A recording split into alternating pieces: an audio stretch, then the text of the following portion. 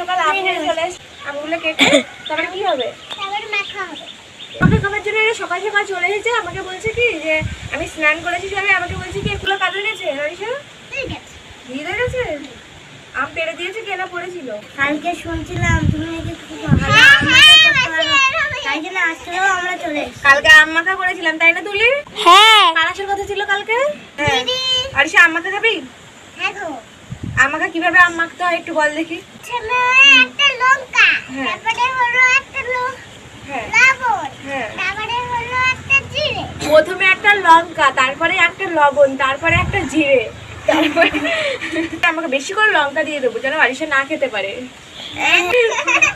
আম কাটতে কাটতে সবাই আম তো এনে দেবে, দেওয়ার পরে যে আমার কি যন্ত্রণা।